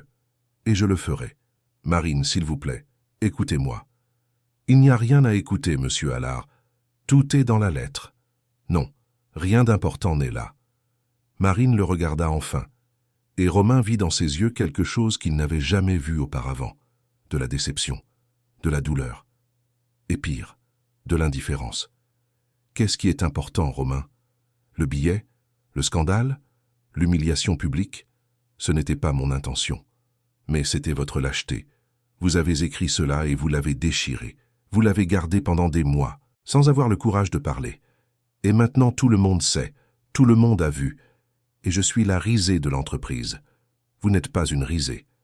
Si, je le suis. L'assistante amoureuse de son chef, l'idiote qui a cru qu'un billet déchiré signifiait quelque chose. Ça signifiait. Ça signifie. Marine rit sans humour. Alors pourquoi n'avez-vous jamais rien dit? Pourquoi m'avez-vous laissé le découvrir de cette façon? Pourquoi m'avez-vous exposé ainsi? Romain passa la main dans ses cheveux désespérés. Parce que je suis un lâche. Parce que je ne sais pas gérer ça. Parce que j'ai passé toute ma vie à enterrer mes émotions et je ne sais pas comment les déterrer. Marine secoua la tête. Ce n'est pas une excuse. Vous m'avez blessé, Romain. Vous m'avez humilié. Et maintenant je dois reconstruire ma vie loin d'ici. Et si je vous dis que je vous aime? Les mots sortirent avant qu'il ne puisse y penser. Marine s'arrêta. Elle le regarda, les yeux pleins de larmes. Vous ne savez pas ce qu'est l'amour? Si. J'ai appris avec vous. Mensonge. Vous savez contrôler. Vous savez posséder. Vous savez la peur. Mais l'amour? L'amour, c'est la confiance. C'est le respect. C'est le courage. Et vous n'avez aucune de ces choses. Romain fit un pas vers elle. Alors apprenez-moi. Laissez-moi apprendre. Marine prit la boîte, la serrant contre sa poitrine. Ce n'est pas ma responsabilité de vous apprendre à être humain. Vous devez le faire seul. Et elle passa devant lui, sortant du bureau. Romain resta là, immobile, la regardant partir. Il voulut courir après elle. Il voulut implorer, mais il ne fit rien. Parce qu'elle avait raison, il devait se réparer lui-même avant de pouvoir offrir quoi que ce soit à quelqu'un. La démission de Marine se répandit rapidement. Romain tenta de travailler mais n'y parvenait pas. Tout semblait faux sans elle. Le bureau trop vide, le silence trop lourd. Le café, quand il le fit lui-même, trop amer. Philippe apparut à la porte. « Je peux entrer ?» Romain acquiesça. Philippe s'assit. « Marine m'a appelé. Elle a dit qu'elle était partie. »« Je sais. Vous avez tout gâché, n'est-ce pas ?» Romain le regarda. « Pas besoin de frotter. » Philippe soupira. « Écoute, je ne suis pas venu ici pour juger. Je suis venu parce que, malgré tout, je pense que vous deux méritez une chance. Elle ne veut plus rien avec moi, elle est blessée. À juste titre, mais ce qu'elle ressent pour vous n'a pas disparu. » Romain regarda par la fenêtre. « Ça n'a plus d'importance. Elle est partie. Alors va la chercher. Et dire quoi? La vérité, sans peur, sans lâcheté. » Philippe se leva. « Tu sais, Romain, j'ai passé des années à penser que le succès, c'était avoir de l'argent, du pouvoir, des conquêtes. Mais ce n'est pas ça. Le succès, c'est avoir quelqu'un qui te voit vraiment. Et tu avais ça, tu avais Marine. Ne la laisse pas s'échapper par fierté. » Et il partit, laissant Romain seul avec ses pensées. Les semaines qui suivirent furent les pires de la vie de Romain. Le scandale du gala fit la une. Les blogs corporatifs publièrent des articles. Les réseaux sociaux commentèrent. L'image du cadre parfait se fissura. La direction exigeait des explications. Les investisseurs remettaient en question sa stabilité émotionnelle. Les clients hésitaient à conclure de nouveaux contrats. Et Romain, pour la première fois en 20 ans de carrière, commença à échouer. Il ratait des échéances, oubliait des réunions, prenait de mauvaises décisions. L'empire qu'il avait construit avec une précision chirurgicale s'effondrait. Philippe assuma plus de responsabilités. Il menait des projets qui étaient auparavant ceux de Romain, et il le faisait bien, si bien que la direction commença à le considérer comme un remplaçant possible. Romain le savait, et il s'en fichait, parce que sans Marine, rien n'avait plus de sens. Un jeudi pluvieux, son père apparut au bureau. Antoine Allard rentra sans frapper, comme il le faisait toujours. « Tu es pathétique. » Romain ne se retourna même pas. « Bonjour à vous aussi, père. Je suis sérieux. Regarde-toi, négligé, en échec, à cause d'une femme. » Romain le regarda enfin. « Ce n'est pas à cause d'une femme. C'est à cause de moi. Parce que j'ai passé 42 ans à être exactement ce que tu voulais que je sois. Et maintenant, je réalise que je n'aime pas cet homme. » Antoine rit, cynique. « Ah, tu vas commencer le drame maintenant ?» La réflexion existentielle, ce n'est pas du drame, c'est la réalité. La réalité, c'est que tu es en train de jeter tout ce que tu as construit. Romain se leva. « Construit? Ou tu as construit à travers moi ?» Le silence fut pesant. Antoine plissa les yeux. « Je t'ai tout donné, éducation, opportunité, un empire. Tu m'as donné des règles, de la froideur, des exigences. Tu m'as appris à réussir, mais tu as oublié de m'apprendre à vivre. Tu es dramatique. Je suis honnête, pour la première fois de ma vie. » Antoine fit un pas en avant, menaçant. « Fais attention à ce que tu dis. Ou quoi? Tu vas me déshériter? Me rejeter? Tu le fais déjà depuis 40 ans. » Les mots sortirent avec une force que Romain ne savait pas qu'il possédait. Antoine devint rouge. « Je t'ai rendu fort. Tu m'as rendu vide. » Le père leva la main dans un geste que Romain connaissait bien depuis l'enfance. Mais cette fois, Romain ne recula pas. « Tu peux frapper. Ça ne changera rien. Parce que j'ai déjà décidé. Je vais changer. Je vais être différent, même si cela signifie perdre tout ce que tu considères important. » Antoine baissa la main, tremblant de colère. « Tu es une déception. Non, je suis humain. Quelque chose que tu n'as jamais été. » Antoine sortit en claquant la porte. Romain s'assit, épuisé. Mais pour la première fois depuis longtemps, il ressentit quelque chose qui ressemblait à la liberté. Pendant ce temps, Marine reconstruisait sa vie. Les premiers jours furent difficiles. Elle resta chez elle, pleurant, digérant. Sa mère vint de Lyon, resta une semaine avec elle, la soignant, la réconfortant. « Tu es forte, ma fille. Plus forte que tu ne l'imagines. » Marine ne se sentait pas forte. Elle se sentait brisée. Mais peu à peu, elle commença à se relever. Elle mit à jour son CV. Elle contacta d'anciens collègues d'université. Elle commença à faire du networking. Philippe l'aida. Il la recommanda à plusieurs entreprises. Il parla en bien d'elle. Et bientôt, les propositions commencèrent à affluer. L'une d'elles venait d'une entreprise de marketing digital, en croissance, rapide. Ils avaient un besoin d'une directrice des opérations. quelqu'un qui comprenait la gestion, les processus, l'efficacité. Marine se rendit à l'entretien pensant qu'elle n'avait aucune chance, mais elle impressionna. Elle parla clairement de son expérience, des défis qu'elle avait rencontrés, des solutions qu'elle avait silencieusement mises en œuvre aux corporations Allard. Elle fut embauchée sur le champ. Le salaire était meilleur, l'environnement plus léger. Et, pour la première fois, Marine avait un poste qui correspondait à ce qu'elle faisait réellement. Directrice des opérations, pas assistante, pas ombre, professionnelle reconnue. Elle commença à travailler avec une énergie renouvelée. Elle mit en place des systèmes, optimisa les processus, dirigea des équipes. Et les gens écoutaient, respectaient, valorisèrent. Marine était enfin visible. 3 mois plus tard, l'entreprise fut confrontée à une crise. Une fusion compliquée avec une autre société s'enlisait. Problèmes juridiques, opérationnels, culturels. La direction était désespérée. Marine prit les devants. Elle travailla 18 heures par jour pendant 2 semaines. Elle médiatisa les conflits, restructura les départements, négocia avec les avocats. Et elle réussit. La fusion eut lieu, avec succès. La PDG de l'entreprise, une femme nommée Béatrice, appela Marine pour une conversation. « Vous avez sauvé cette entreprise. Vous le savez, n'est-ce pas ?» Marine sourit, timide. « J'ai juste fait mon travail. » « Non, vous avez fait bien plus, et je veux que vous sachiez que vous avez un avenir ici. Un grand avenir. » 2 jours plus tard, Marine fut invitée à donner une interview à un podcast sur le leadership féminin dans le monde de l'entreprise. Elle hésita, mais Béatrice insista. « Votre histoire est inspirante, elle mérite d'être racontée. » Marine accepta. Dans l'interview, elle parla d'invisibilité, de travailler dans l'ombre, de trouver le courage de sortir et de briller. Elle ne mentionna pas Romain, elle ne mentionna pas le billet, mais elle parla de respect de soi, de valeur, de ne pas accepter les miettes.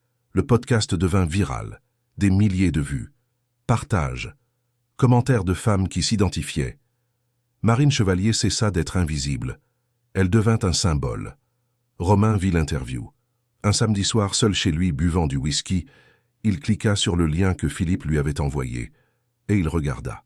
Il vit Marine, belle, sûre d'elle, éloquente, parlant de dépassement, de ne pas se perdre dans des relations toxiques, de se choisir elle-même, et il sut qu'il l'avait perdue, non seulement physiquement, mais émotionnellement.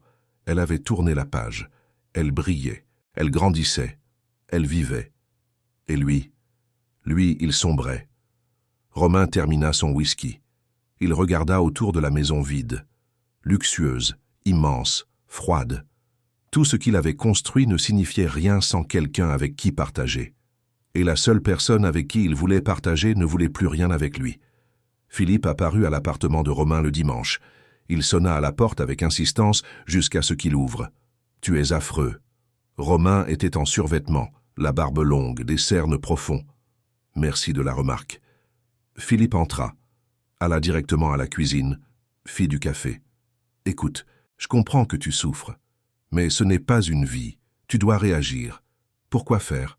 Pour toi-même, pour elle, pour prouver que tu peux changer. » Romain s'assit sur le canapé. « Elle ne veut plus rien avec moi. Alors change pour toi. Deviens l'homme que tu devrais être. Pas pour le billet, pas pour Marine, pour toi. » Romain resta silencieux. Philippe continua. « Tu sais ce que Marine a dit dans l'interview? Qu'elle a passé des années à être invisible parce qu'elle a accepté de l'être. Qu'elle a changé quand elle a décidé de se valoriser. Peut-être que tu dois faire la même chose. Et comment je fais ça? Commence par reconnaître tes erreurs. Ensuite, répare-les. Va en thérapie. Apprends à gérer tes émotions. Arrête d'être le robot que ton père a créé. » Romain le regarda. « Tu es en train de me faire la morale ?» Philippe sourit. « Oui, et il est temps. Parce que, mec, tu as du potentiel. Mais tu dois arrêter de t'auto-saboter. » Après le départ de Philippe, Romain réfléchit. Peut-être qu'il avait raison. Peut-être était-il temps de changer. Vraiment. Pas pour Marine, mais pour lui-même. Le lendemain, Romain prit rendez-vous avec une thérapeute. Il commença à parler de choses dont il n'avait jamais parlé. De son père, de la pression, de la peur de ressentir. Ce fut difficile, douloureux, mais nécessaire. Peu à peu, Romain commença à comprendre. La froideur qu'il avait cultivée était une défense. Contre le rejet, contre la vulnérabilité, contre la douleur, mais elle l'empêchait aussi de vivre, d'aimer, d'être réel. Il commença à changer de petites choses. Il remerciait les employés, écoutait davantage, admettait quand il avait tort. La direction le remarqua. L'ambiance dans l'entreprise s'améliora. Les résultats recommencèrent à croître. Mais Romain savait que ce n'était pas suffisant. Pas pour reconquérir Marine, peut-être même pas pour cela, mais pour se reconquérir. 6 mois après le scandale, les corporations Allard furent confrontées à une crise. Un client important menaçait de rompre son contrat. C'était complexe, impliquant des aspects juridiques et opérationnels que personne dans l'entreprise ne maîtrisait complètement. Philippe suggéra. Marine s'y connaît. Elle a mis en œuvre des contrats similaires quand elle était ici. Romain resta silencieux. Appeler Marine, après tout ça? Mais l'entreprise en avait besoin.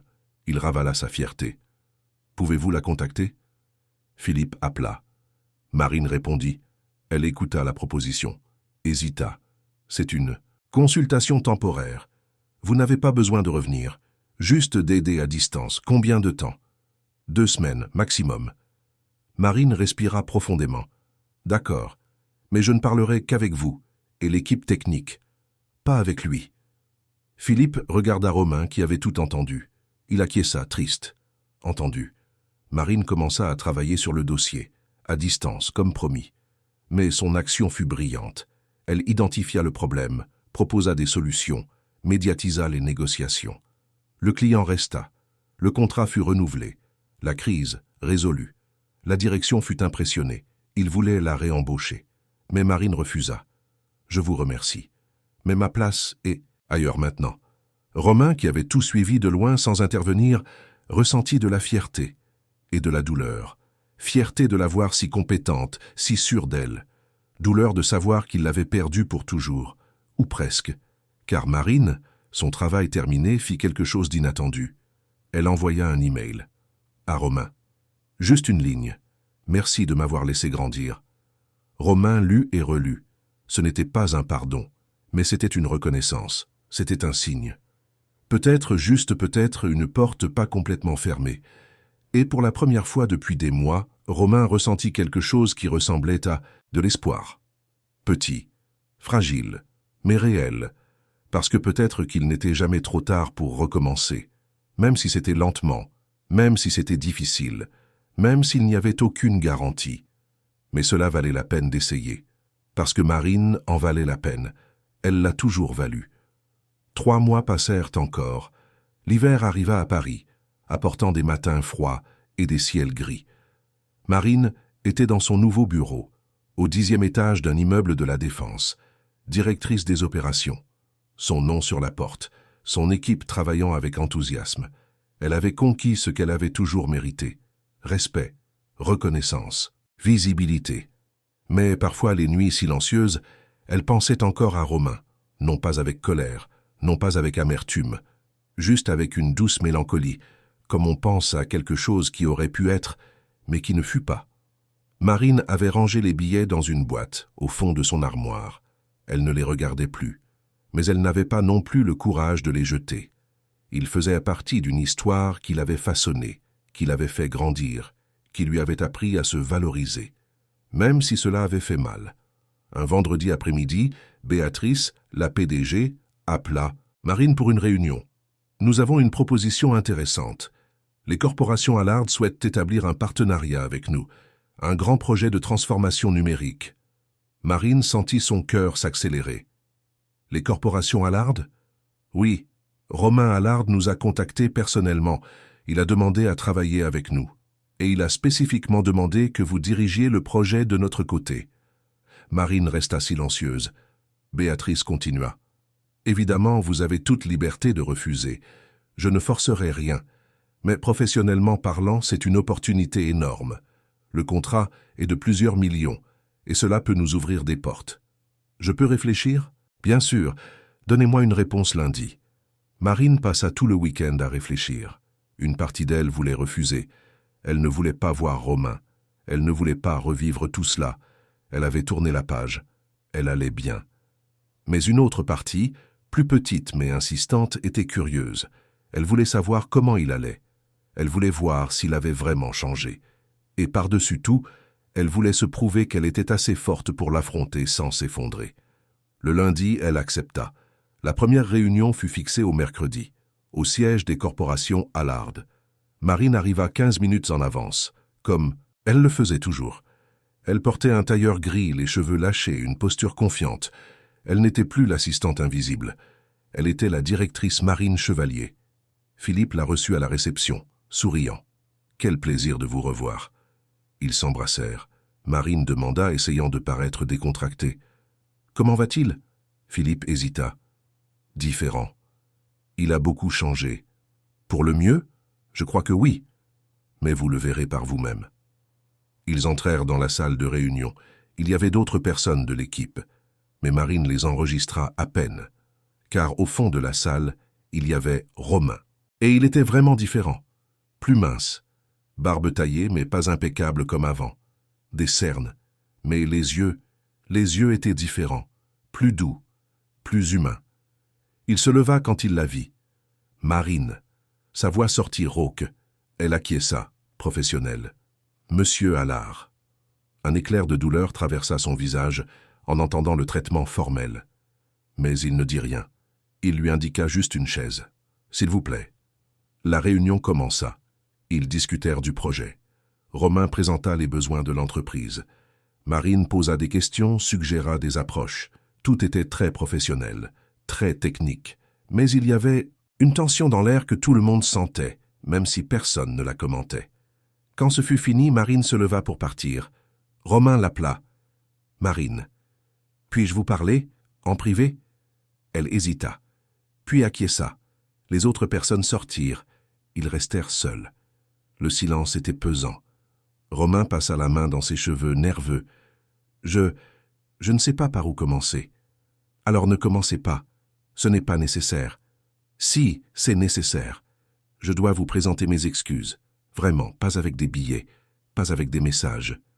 Face à face. » Marine croisa les bras, attendant. Romain respira profondément. « Je vous ai blessé, je vous ai exposé, je vous ai humilié. Et il n'y a aucune excuse pour cela. J'étais un lâche, un homme incapable de gérer ses sentiments, alors je cachais tout, à moi-même, à vous, au monde. » Marine ne dit rien. Il continua. « Mais après votre départ, j'ai dû me regarder en face. Et je n'ai pas aimé ce que j'ai vu. Un homme vide, froid, incapable de se connecter à quoi que ce soit de réel. Alors j'ai décidé de changer. J'ai commencé une thérapie. J'ai affronté mes démons. J'ai rompu avec des schémas que je portais depuis l'enfance. Je suis heureuse pour vous, Romain, vraiment. Mais cela ne change pas ce qui s'est passé. Je sais, et je ne demande pas pardon en espérant que nous reviendrons à ce que nous étions. Parce que ce n'est pas possible, je le sais. Je voulais juste que vous sachiez que vous avez changé ma vie. Vous m'avez appris qu'il existe quelque chose au-delà du succès et de l'argent. Vous m'avez montré ce que c'est d'être authentique. » Marine sentit ses yeux picoter, mais elle ne laissa pas les larmes couler. « Vous m'avez appris quelque chose aussi. »« Quoi ? Que je mérite plus, que je ne dois pas accepter les miettes, que l'invisibilité est un choix, pas un destin. » Romain sourit, triste. « Vous avez toujours mérité plus. C'est moi qui étais trop aveugle pour le voir. » Ils restèrent silencieux un instant. Puis Marine demanda « Pourquoi avez-vous demandé à travailler avec moi sur ce projet ? » « Parce que vous êtes la meilleure. Et parce que je voulais vous voir, savoir que vous allez bien, que vous avez tourné la page. Je vais bien ? Je tourne la page. Je vois. Et j'en suis heureux. Même si ça fait mal de savoir que je n'en fais plus partie. » Marine prit son sac. « Romain, je... » Elle s'arrêta, ne sachant quoi dire. Il attendit. « Je garde toujours les billets. » La confession sortit basse, presque inaudible. Romain écarquilla les yeux. « Vous les gardez ? Je ne sais pas pourquoi. Peut-être parce qu'ils ont été importants. Peut-être parce qu'ils ont marqué le début de quelque chose. Pas de nous nécessairement, mais de moi, de ma prise de conscience que je voulais plus. » Romain fit un pas vers elle. « Et maintenant, vous avez le plus que vous vouliez ? » ?»« Oui. »« Professionnellement ? » ?»« Oui. » « Personnellement ?» Elle hésita. Romain continua de la regarder, attendant. Personnellement, je suis encore en train de découvrir. Moi aussi. Je découvre qui je suis sans les masques. C'est effrayant, mais nécessaire. Marine sourit pour la première fois depuis qu'elle était entrée ici. Bienvenue à l'humanité, Romain. Il rit, un son qu'elle avait rarement entendu. Merci, je crois. Marine se dirigea vers la porte. Elle s'arrêta, la main sur la poignée. Ce projet. Nous allons travailler ensemble les prochaines semaines. Oui, nous avons besoin de règles, de professionnalisme, de respect. Pas de drame, pas de billets, pas de jeu. D'accord. Et, après que ce sera fini, nous verrons. Nous verrons s'il y a une possibilité de quelque chose, non pas comme chef et assistante, mais comme deux personnes qui apprennent à être meilleures. Romain sentit son cœur s'emballer. Vous êtes en train de dire que... Je dis que peut-être, juste peut-être à l'avenir, quand nous serons tous les deux prêts, il pourra y avoir quelque chose. Mais pas maintenant. Maintenant, nous travaillons. Et nous apprenons. Romain acquiesça, essayant de contenir son émotion. J'accepte. J'accepte tout ce que vous offrirez, que ce soit un partenariat professionnel, que ce soit une amitié, que ce soit peut-être un jour quelque chose de plus. Marine ouvrit la porte. Alors, on se voit à la prochaine réunion, monsieur Allard. Romain. Comment? Ne m'appelez pas monsieur Allard. Appelez-moi Romain. Marine sourit. On se voit à la prochaine réunion, Romain. Et elle sortit. Romain resta là, seul dans le bureau, avec un sourire aux lèvres. Ce n'était pas une fin heureuse. Pas encore. Mais c'était un début. Un nouveau départ. Et parfois, les nouveaux départs sont plus précieux que les fins. Les semaines suivantes furent intenses. Marine et Romain travaillèrent côte à côte, mais en gardant leur distance. Professionnels, respectueux, courtois. Mais peu à peu, de petits changements se produisaient. Romain lui demandait vraiment son avis, pas seulement par formalité. Il écoutait, il mettait en œuvre les suggestions, il la remerciait publiquement. Marine voyait le changement. Elle voyait comment il traitait l'équipe avec plus de gentillesse, comment il admettait quand il avait tort, comment il souriait plus. Et, malgré ses tentatives de résistance, elle commençait à voir en lui non pas le chef froid d'avant, mais l'homme qu'il était en train de devenir. Un vendredi, après une réunion particulièrement productive, Romain l'invita à prendre un café.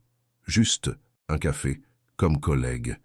Marine hésita, puis accepta. Ils allèrent dans un petit café près du bureau. Ils s'assirent à une petite table dans un coin. Romain commanda un expresso. Marine, un cappuccino. « Vous savez que je n'ai jamais su faire un bon café ?» Romain commenta, souriant. « C'est vous qui me le faisiez toujours. » Marine rit. « Je sais, vous brûliez l'eau. Impossible de brûler de l'eau. Vous y arriviez. » Ils rirent ensemble. Et, pour la première fois, ce fut authentique, léger, réel. Romain devint sérieux. « J'ai commencé une thérapie. Je ne sais pas si je vous l'ai dit. Philippe a mentionné quelque chose, ça aide. Je comprends beaucoup de choses. Sur moi, sur la façon dont j'ai été élevé, sur les schémas que j'ai répétés. Ça doit être difficile. Oui, mais nécessaire. Ma thérapeute a dit que j'avais peur de l'abandon. C'est pourquoi je contrôlais tout. Si je contrôlais, je ne serais pas surpris, je ne serais pas laissé. » Marine toucha sa main, instinctivement, puis recula. « Désolé. » Romain retint sa main avant qu'elle ne s'éloigne complètement. « Ne vous excusez pas. » C'était bien. Ils restèrent ainsi quelques secondes, les mains se touchant, les yeux connectés. Puis, Marine retira sa main, doucement. « Doucement, Romain. » Il acquiesça. « Doucement. » Le projet se termina 6 semaines plus tard. Ce fut un succès. Le partenariat entre les entreprises fonctionna parfaitement. Et Marine et Romain, travaillant ensemble, prouvèrent qu'ils pouvaient être professionnels. Ils pouvaient être respectueux. Ils pouvaient être amis. Le dernier jour, l'équipe organisa une petite fête. Champagne, canapé, rire. Marine discutait avec Béatrice quand Romain s'approcha. « Je peux la voler 1 minute ?» Béatrice sourit, complice. « Bien sûr. » Romain emmena Marine sur le balcon du bureau. La ville s'étendait en dessous, brillante dans la nuit. « Je voulais vous donner quelque chose. » Il sortit une enveloppe de sa poche. Marine regarda, méfiante. Si c'est un autre billet, ce n'en est pas un. Ou plutôt, si, mais différent. Elle ouvrit. À l'intérieur, il y avait une simple carte. Et, écrit de sa main, « Marine, merci de m'avoir appris à ressentir. Merci de m'avoir montré que cela vaut la peine d'être vulnérable. Vous avez changé ma vie sans même essayer. Et si un jour, à l'avenir, vous décidez de me donner une chance, je promets d'être l'homme que vous méritez. Mais d'ici là, je veux que vous sachiez, vous avez toujours été et vous serez toujours la plus belle femme que j'ai jamais rencontrée. Pas seulement à l'extérieur, mais à l'intérieur. Pour votre gentillesse, votre force, votre vérité. Romain. Marine lut, les yeux pleins de larmes. Elle le regarda. Romain. Vous n'avez pas besoin de répondre maintenant, ou jamais si vous ne voulez pas. Je voulais juste que vous sachiez. Marine plia la carte, la rangeant dans sa poche. Merci. Pour ça, et pour avoir changé.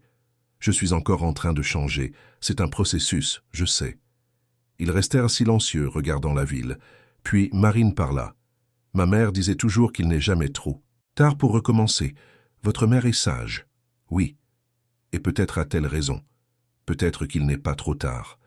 Romain la regarda, le cœur plein d'espoir. Pour nous? Marine sourit. Pour le découvrir, lentement, avec respect, avec vérité. Romain lui prit la main. Cette fois, elle ne recula pas. Lentement me convient parfaitement, à moi aussi. Ils restèrent ainsi, mains entrelacées, regardant Paris qui vivait, respirait, pulsait en dessous. Ce n'était pas une fin de conte de fées. Il n'y avait pas de baiser passionné, il n'y avait pas de promesse éternelle, mais il y avait quelque chose de mieux. Il y avait la vérité, il y avait le respect, il y avait deux êtres humains imparfaits, essayant d'être meilleurs, ensemble. Et peut-être, juste peut-être, cela était plus précieux que n'importe quel conte de fées. Parce que la vie réelle n'a pas de fin parfaite. Elle a des recommencements, elle a des choix, elle a du courage, et Marine et Romain, chacun à leur manière, avaient trouvé ce courage. Elle, en se valorisant, en sortant de l'ombre, en brillant, lui, en se déconstruisant, en apprenant à ressentir, en se permettant d'être vulnérable. Ce n'était pas une garantie de bonheur. Mais c'était une possibilité, et parfois la possibilité est tout ce dont nous avons besoin. Des mois plus tard, Marine et Romain étaient ensemble. Ils ne vivaient pas ensemble. Ils n'étaient pas fiancés, mais ils construisaient quelque chose, lentement, avec patience, avec amour. Romain apprit à exprimer ses sentiments, à dire « je t'aime » sans peur, à s'excuser quand il se trompait, à valoriser Marine tous les jours. Marine apprit à faire confiance de nouveau, à s'ouvrir, à accepter l'amour sans penser que c'était de la mendicité. Ils dînaient ensemble 2 fois par semaine. Ils passaient les week-ends à explorer la ville. Ils parlaient pendant des heures de tout et de rien. Et parfois, quand ils étaient ensemble, Romain prenait sa main et disait « Merci de ne pas avoir abandonné ». Et Marine répondait « Merci d'être devenu quelqu'un qui vaut la peine de ne pas abandonner ». Le billet original, celui déchiré, Marine le gardait dans un cadre discret dans son bureau, non pas comme un souvenir de douleur, mais comme un symbole de transformation. D'un homme qui a appris à aimer, d'une femme qui a appris à s'aimer d'abord, d'une histoire qui a commencé en morceaux, mais qui s'est reconstruite, plus forte, plus vraie, parce qu'au final, peu importe comment l'histoire commence, ce qui importe, c'est comment nous choisissons de la continuer.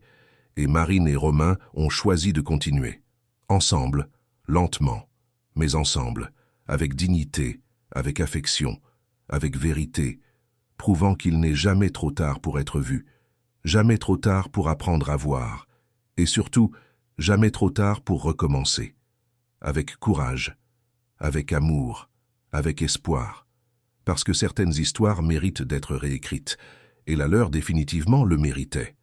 Chers auditeurs, nous espérons que l'histoire de Marine et Romain a touché votre cœur. Si vous avez été émus par ce parcours de transformation, de dépassement et d'amour véritable, laissez votre like, abonnez-vous à la chaîne et dites-nous en commentaire quel a été le moment qui vous a le plus marqué. Était-ce la découverte du billet? Était-ce le courage de Marine en démissionnant? Était-ce le changement de Romain? Chaque jour, nous vous apportons des histoires intenses et profondes comme celle-ci qui révèlent le côté le plus humain des relations, les défis de l'amour et la force de recommencer. Ici, vous trouverez des récits qui vous feront réfléchir, ressentir et croire qu'il n'est jamais trop tard pour changer. Nous vous attendons au prochain épisode avec une autre histoire qui remuera vos émotions et vous fera penser à votre propre parcours. À bientôt.